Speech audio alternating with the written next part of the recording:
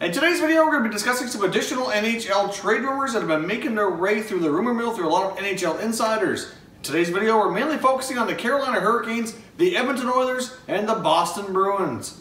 And that's coming up next.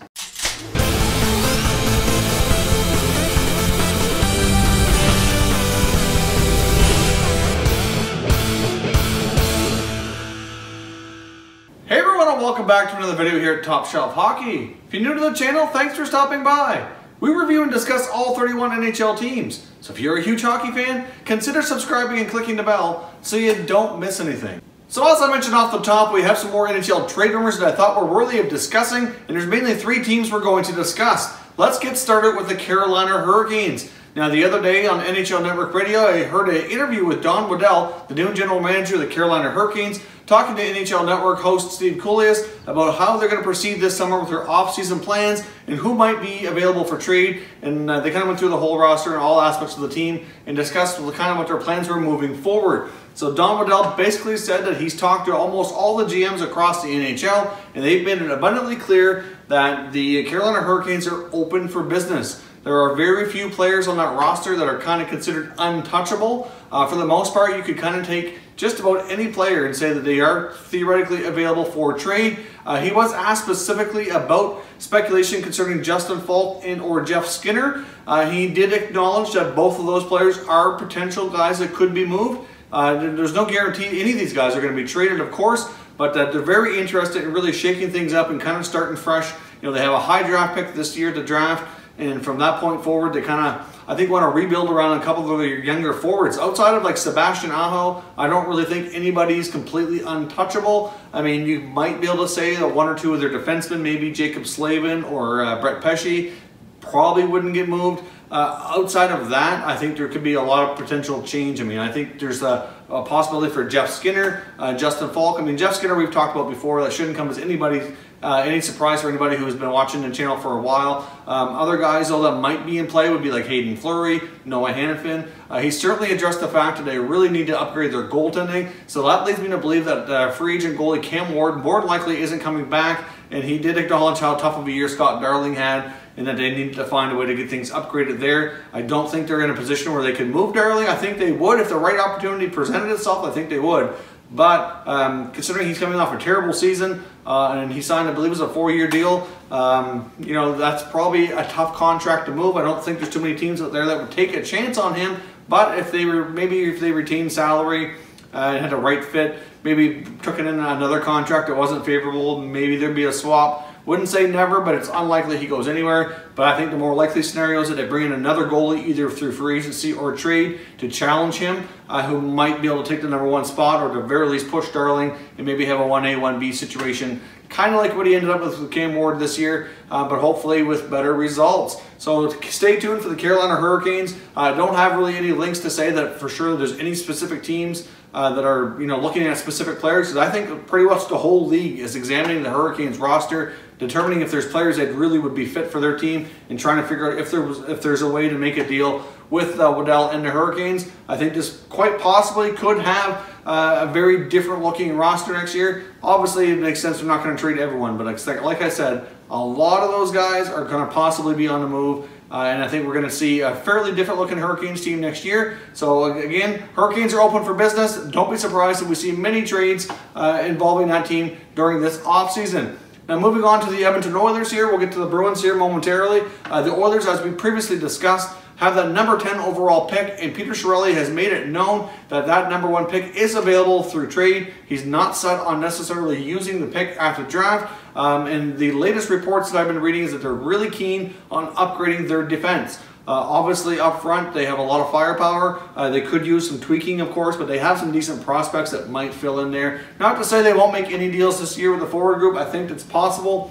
However, the back end is definitely, I think, more of a concern for sure. The latest speculation is that the Oilers are going to try to use that number 10 overall pick to land them another top 4 defenseman. That's, you know, unclear if they could land a top 2. They probably have to package something more with it to make it more enticing. But I think the Oilers seem to be all in on really pushing to upgrade their D this year. And that number 10 overall pick might be the solution to get them that. Obviously, the other reason that this was suggested as well is that that number 10 overall pick is more than likely going to be used on a defenseman regardless of who owns the pick.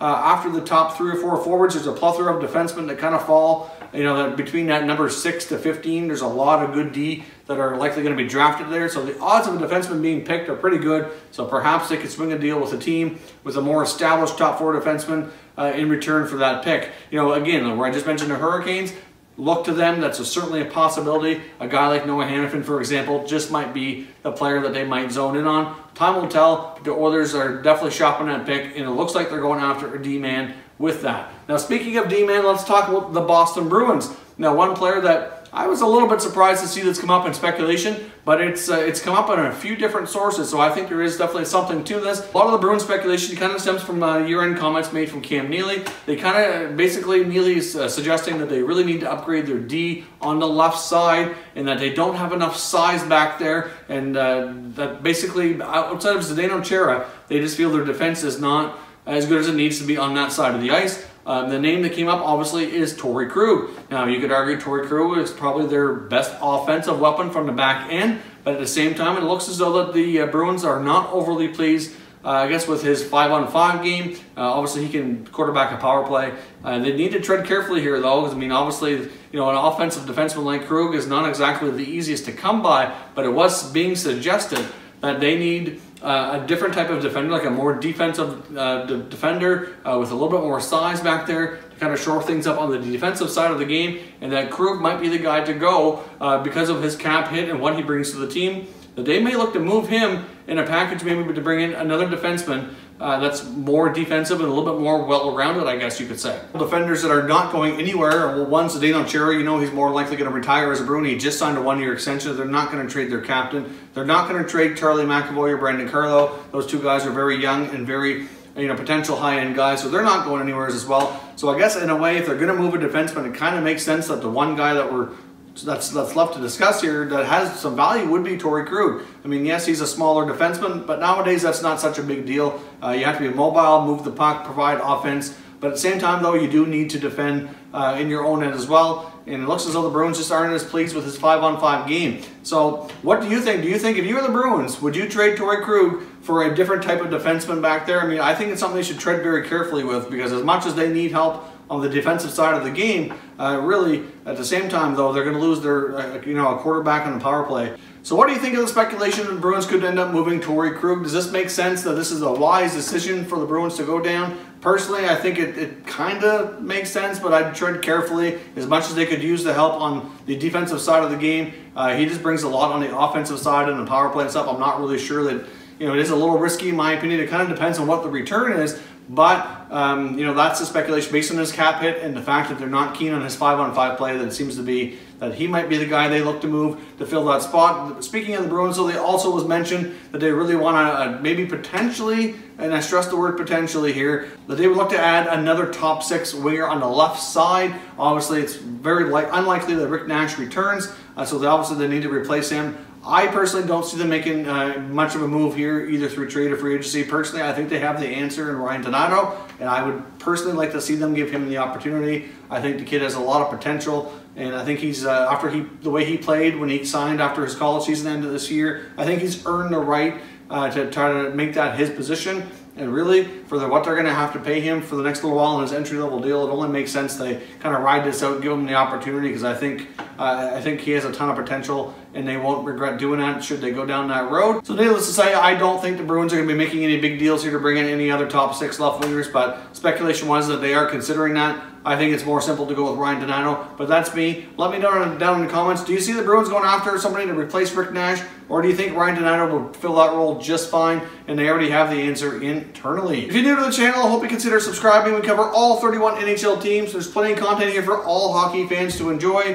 Please stay tuned for our series of videos coming out. We've already been started with our season recaps and off-season plans. We're going to be covering all 31 teams. We've covered 4 teams so far. If you've missed any of those videos, there's a link down in the description. So stay tuned. If we haven't covered your team yet, we'll be covering them soon. So stay tuned for that.